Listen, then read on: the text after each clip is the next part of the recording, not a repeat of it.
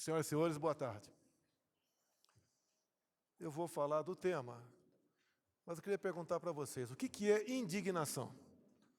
Quando é que você fica indignado? Quando você vê um brutal ato de injustiça. E não interessa contra quem seja esse ato de injustiça, nós temos que nos indignar. Nós temos que demonstrar o nosso sentimento. Nós temos que tentar mostrar que o outro lado está errado. Bem, tem um jurista aqui na frente, nosso ministro Humberto. Nós somos autoridade para agir em flagrante delito. Não é isso mesmo? Nós podemos deter uma pessoa que tenha cometido um delito grave, de forma flagrante. Eu pergunto, eu poderia aqui agora deter alguém por ter espancado um marciano? Poderia? Acredito que não. Não existe nada aqui na lei que fale, se você espancar marciano, maltratar ou matar, você venha detê-lo. Eu pergunto a vocês, pode alguém ser punido por fake news? Olha, ele está espalhando fake news. E se esse fake news não for fake news, for uma verdade? Pior ainda. Enquanto aqui a gente está num evento voltado para fraternidade, amizade, amor, compaixão. Aqui, do outro lado da Praça dos Poderes, uma turma do Supremo Tribunal Federal, por 3-2, mantém a cassação de um deputado acusado em 2018 de espalhar fake news. Esse deputado não espalhou fake news, porque o que ele falou na live, eu também falei para todo mundo, que estava havendo fraude nas eleições de 2018. Ia se apertar o número, quando se apertava o número 1, já aparecia o 13 na tela e concluía a votação. Foram dezenas de vídeos, dezenas de pessoas ligaram para mim ao longo de toda a noite, daquela primeira votação, do primeiro turno de 2018. Isso é uma verdade. E esse deputado foi cassado. Primeiro ele foi absolvido por 7-0 no TRE do Paraná. Depois, por 6-1, foi condenado no Tribunal Superior Eleitoral, cujo objetivo era criar jurisprudência para perseguir os outros, que porventura não gostassem do seu comportamento. Deputados que estão aqui, que porventura estejam nos ouvindo, vai chegar a sua hora, se você não se indignar. Não existe tipificação penal para fake news. Se for para punir com fake news a derrubada de páginas, fecha a imprensa brasileira, que é uma fábrica de fake news, em especial Globo, Folha. Outro caso hipotético. Vamos supor um caso hipotético, que o João assassinou a esposa Maria. E ele foi condenado. Algum tempo depois, descobriu-se que o João não era casado com a Maria.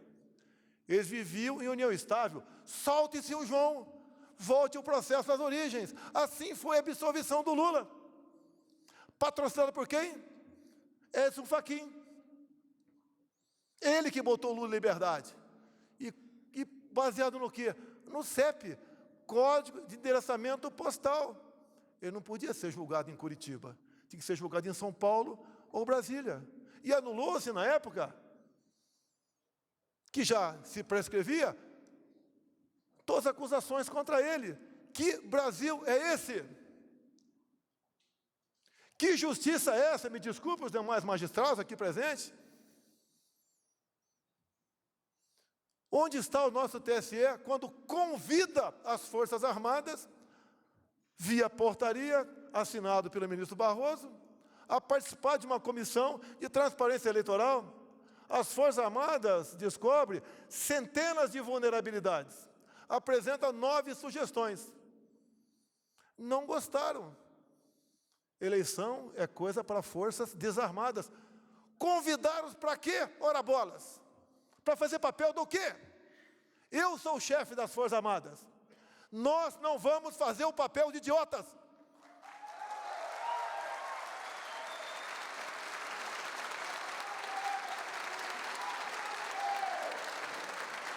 Eu tenho a obrigação de agir. Tenho jogado dentro das 4 linhas. Não acho uma só palavra minha, um só gesto, um só ato, fora da Constituição. Será que 3 do Supremo Tribunal Federal, que pode muito, pode continuar achando que pode tudo? Eu não vou viver como um rato. Tem que haver uma reação. E se a população achar que não deve ser dessa maneira, preparem-se para ser prisioneiros, sem algemas. O ministro que solta o Lula é o mesmo que está à frente do Tribunal Superior Eleitoral, dando as cartas como dono da verdade. O que ele fez essa semana que passou? A política externa é minha e do ministro França, do Itamaraty. Ele convida em torno de 70 embaixadores, e eles vão lá para dentro do TSE, e ele, de forma indireta, ataca a presidência da República, como homem que não respeita a Constituição, que não respeita o processo eleitoral, que pensa em dar um golpe, e conclui de forma indireta. Acabou as eleições, e imediatamente seus chefes de Estado devem reconhecer o ganhador das eleições, para que não haja qualquer questionamento junto à justiça. O que é isso, senão um arbítrio, um estupro à democracia brasileira? Para mim é muito mais fácil eu estar do outro lado. Muito mais fácil, Antônio de Paula, Carla Zambelli. Muito mais fácil. Tem a família toda perseguida, até a esposa processada. Canalhas! Processar a minha esposa, vem para cima de mim, se são homens.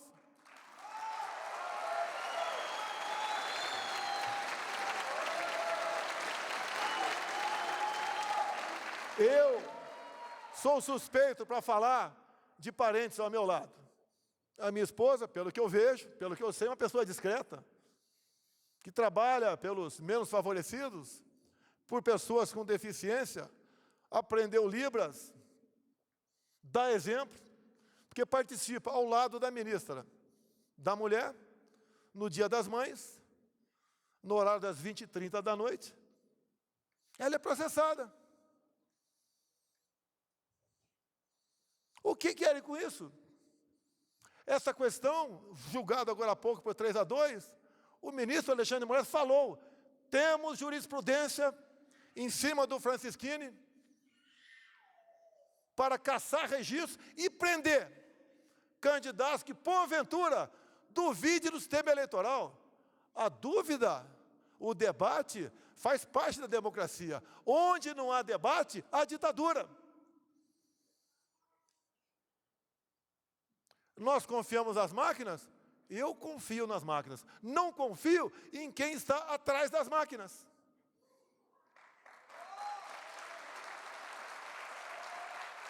Me permitem avançar. Me permitem avançar. A minha segunda live do ano passado, onde eu peguei um inquérito da Polícia Federal, que foi aberto no início de novembro. Por que foi aberto? Porque um hacker fez uma denúncia. E a ministra Rosa Weber, que não sabia de nada, fez com que a Polícia Federal determinou que instalasse o inquérito. O que eu vou falar aqui está dentro do inquérito, que não tinha qualquer classificação sigilosa até aquele momento. E lá está escrito dentro do inquérito, porque o delegado encarregado do inquérito pediu ao TSE informações. O TSE informou que os hackers ficaram por 8 meses dentro do TSE, com a senha do ministro Banhos. Está escrito isso. E essa imprensa não enxerga isso? Vai falar amanhã que eu estou atacando as urnas eletrônicas? Vocês serão os primeiros a ser perseguidos no futuro. Pode ter certeza disso. Os hackers tiveram 8 meses com a senha do ministro Banhos. Nos primeiros dias, o delegado encarregado do inquérito pediu os logs. 7 meses depois, o TSE informou, está no processo, que os logs foram apagados por uma firma terceirizada que fazia manutenção dos computadores. Os logs são entregues no mesmo dia, no dia seguinte. É como um backup. Por que 7 meses? Ficaram arrumando o que dentro do TSE?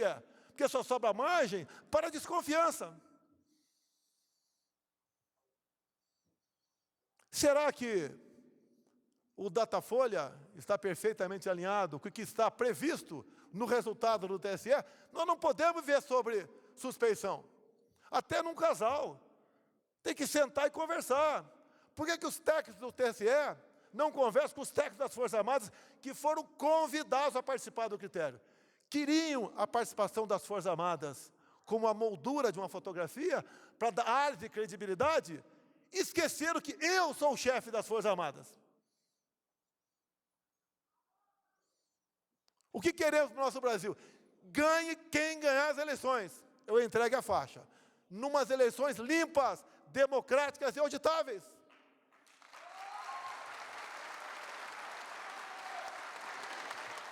O que aconteceu no dia de ontem? Depois do show com os embaixadores, o ministro Fachin, presidente do TSE, convida lideranças religiosas. E o título do convite era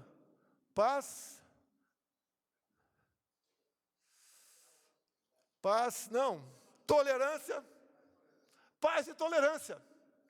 Olha só, o ministro Fachin fala aqui, paz e tolerância.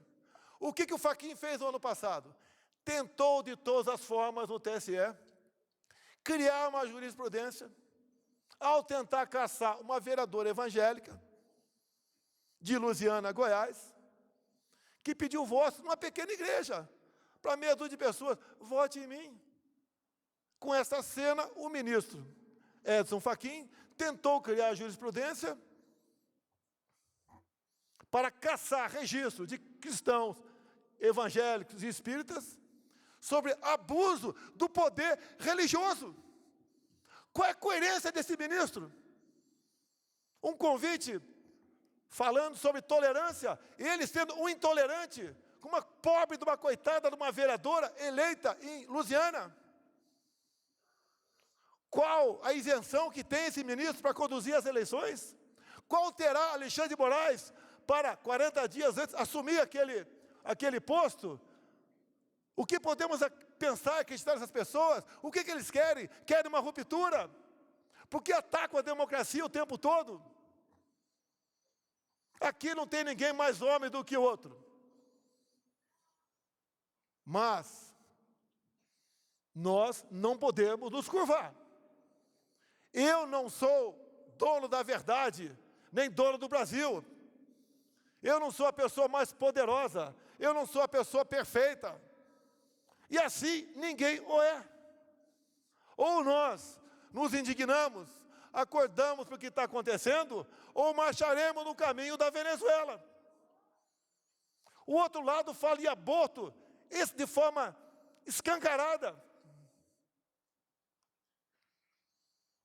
Ataca os valores familiares o tempo todo, como o decreto de 2009 do PNDH3, cujo capítulo mais importante é a desconstrução da heteronormatividade.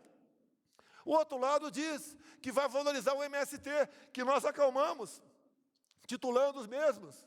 Diz que vai voltar a fazer empréstimos para outros países, que isso é investimento. Nós já pagamos 4 bilhões, nós, o FAT, para o BNDES, dinheiro emprestado para a Venezuela. Mineiro, se tem algum aqui. Belo Horizonte não tem metrô, mas Caracas tem, com dinheiro nosso. Esse outro lado fala em desarmar a população. Não deu certo a política de desarmamento. O Chile está sendo desarmado agora.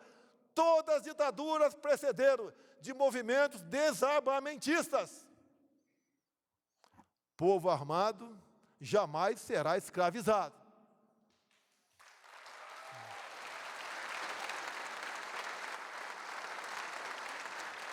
Ninguém desarma o povo americano. Não adianta aparecer por lá alguém com espírito ditador que não vai dar certo. O Brasil tem que criar esse espírito também. Tenho falado para todos os meus ministros. Em 64 tentaram tomar o poder pelas armas. Agora as armas que usam são as armas da democracia. Eu quero, eu não quero, eu puno, eu caço, eu prendo um deputado por 8 meses. Eu faço com que jornalista seja exilado, outros sejam presos. Ora as bolas, se as urnas são inexpugnáveis, por que temos o hack preso há quase 1 ano em Minas Gerais? São inexpugnáveis. O que se espera de um país que age dessa maneira? Eu não estou dizendo que há fraude, mas há suspeita. Temos que dissipar essa nuvem da suspeição. Não podemos viver dessa maneira. Metade do meu tempo eu tomo para me defender de acusações do outro lado da Praça dos Três Poderes. Como agora, uma ministra me dá 10 dias para explicar como anda a população de rua do Brasil. Agora, Alexandre de Moraes, novamente, qual é o teu plano para defender os Yanomamis? Se eu perguntar para ele qual o tamanho da área Yanomami, duvido que saiba. Olha, se foi demarcado, porque não podemos estar lá dentro. É o tempo todo aceitando ações propostas por partidos que não tem mais que meia dúzia de representantes. As coisas mais absurdas acontecem. Como, por exemplo, começamos a fazer um contorno numa reserva indígena de 190 quilômetros aqui em Mato Grosso, onde que passando pela reserva seriam 110. E pela reserva pode passar, mas não pode asfaltar a estrada. E a estrada é intransitável, grande parte do tempo, tendo em vista os atoleiros. Vamos fazer um contorno de mais 80 quilômetros. Cada safra, 2.000 caminhões bitrens passam por essa rodovia, que agora vão andar mais 80 para ir, mais 80 para voltar, com o preço do diesel que está aí nas alturas. Mas a justiça diz, não pode asfaltar a reserva indígena. E agora, para concluir, que eu gostaria de falar 1 hora com os senhores, desde que os senhores não fossem embora, obviamente. Está o Supremo discutindo marco temporal. O que é isso? Já temos no Brasil uma área, tamanho da região sudeste, demarcada como terra indígena. Uma nova interpretação quer dar um artigo da Constituição. E quem quer dar essa nova interpretação? Ministro Fachin, marxista-leninista, advogado do MST. Votou depois o Cássio Nunes, 1-1. Agora está com o ministro Alexandre de Moraes. E eu tenho falado, se um novo marco temporal for aprovado, além de uma área, tamanho da região sudeste, já demarcada como terra indígena, teremos outra área, tamanho da região sul, que pela localização geográfica dessas centenas de terras indígenas, teremos uma outra área também, tamanho do estado de São Paulo, como terra indígena. Acabou a economia brasileira do agronegócio. Acabou a nossa garantia alimentar. Acabou o Brasil. O que eu faço se aprovar o marco temporal? Tenho 2 opções. Entrega a chave para o ministro Supremo, ou digo, não vou cumprir.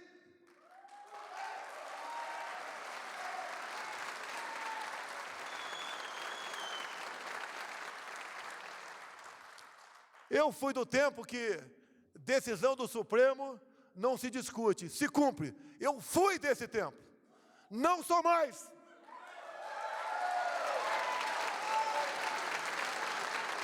Certas medidas saltam aos olhos dos leigos. É inacreditável o que fazem. Querem prejudicar a mim e prejudicam o Brasil. Para onde vai a nossa pátria? Como está o Brasil pós-pandemia, e mesmo com essa guerra, estamos bem, levando-se em conta a maioria dos outros países do mundo. Para onde queremos ir? Porque essas decisões não têm um diálogo, não tem um convite para nada. É só pancada, pancada, pancada o tempo todo. Querem a volta daquele cara que roubou o país, o cara responsável por maior ato de corrupção da Via Láctea. Quer isso de volta? Já loteou todo o futuro ministério, o outro lado, inclusive as 2 vagas para o Supremo Tribunal Federal. Cristiane, quando se fala em aborto, que nós somos contra, primeiro, eu conheço o parlamento, não vão aprovar uma proposta nesse sentido lá. Se aprovar, tem o poder de veto aqui. Mas quem aprovou o aborto na Colômbia foi a Suprema Corte colombiana. Vocês acham que aquele cara voltando, botando o advogado do PT lá, o Zanini, e outro indicado por esse, né, que está fazendo miséria do TSE, vai botar que perfil de gente lá? Não adianta o André Mendonça pedir vistas, que ele é um evangélico. Vão passar o trator em cima dele. O que vão fazer com a nossa pátria? Olha o que está sendo feito via Assembleia Constituinte no Chile. Um país estava redondinho na economia, que crescia no mínimo 5%, próximo disso, todos os anos. Olha para onde foi. E olha que lá o voto é no papel. O outro lado ganhou porque o pessoal, né, resolveu se acomodar. Eu sou isentão, eu sou limpinho, uso talco pom-pom. E não foi votar. Agora estão fazendo um movimento de rua. Fora presidente do Chile. Aí aqui, as andanças minhas pelo Brasil, não é no local onde eu vou, que tem 1.000, 2.000, 5.000, 10.000 pessoas. Que aí pode falar, a gente é simpático a ele. Mesmo sem ter um ônibus parado na periferia, né? Mas ao longo do percurso, como o povo nos trata, a mim e aos meus ministros. O outro lado não consegue sair às ruas. Não sai de casa. Agora diz que está com Covid. 10 dias, que não vai, mais 10 dias, não vai sair de casa mesmo. Que eleições são essas? Eu sou do tempo que eleições ganhava quem tinha voto nas urnas. Agora parece que é quem tem amigo no TSE. E lá tem uma sala cofre, que ninguém entra. A apuração é um ato público. Qualquer um de vocês tem que entender como são feitas as apurações. Não interessa se conheçam ou não de tecnologia. E como é feito? Ninguém sabe. Pode ser que seja feito corretamente? Pode. Mas não podemos ter a suspeição. Não podemos terminar umas eleições onde um lado não vai se satisfazer com o resultado. E olha que eu sou o chefe do executivo. O que é normal seria o chefe do executivo estar conspirando para permanecer no poder. Jamais farei isso. Entrego para qualquer um a faixa. Mas tem que ganhar no voto. Transparente. Alguns falam, o Bolsonaro está fazendo isso porque está criando um clima que vai perder. Meu Deus do céu, se o Lula tem 45%, vamos dar transparência para ele ganhar no primeiro turno. Isso não é um desabafo, é um alerta à nação brasileira. Podia ter ficado quieto, como quase todos os meus ministros me aconselham. Fique quieto, fique na tua, calma. Olha, o que aconteceu agora, 3-2, o que nós estamos vendo no dia a dia, é para ficar calmo? Vamos esperar acabar o jogo para pedir o VAR? Aqui tem gente que vai votar na esquerda, tenho certeza disso. É um direito teu, parabéns. Mas quem tem que ganhar a eleição é quem tem mais voto. E outra, se houver, se por acaso houver, vai haver só para presidente? Ou não vai haver para outros cargos? Por que o TSE não fala o seguinte, presidente, deixe os técnicos das Forças Armadas vir aqui para dentro do TSE, conversar com o nosso pessoal, debater e fazer com que não tenhamos quaisquer dúvidas no pleito eleitoral. Nada mais justo do que isso. Por que vivemos na incerteza? É um milagre estar aqui. Sobreviver uma facada. Um milagre, uma eleição. Quem eu era? Eu não era nada dentro do parlamento. Era mais um deputado baixo clero, que discursava para as paredes, como tantos outros discursam lá dentro. Resolvi vir candidato, porque, me desculpe, deputados, eu cansei do parlamento. Eu quero cuidar da minha vida. E falava durante a campanha, eu tenho duas alternativas, praia ou Planalto. Me dei mal, vim para o Planalto.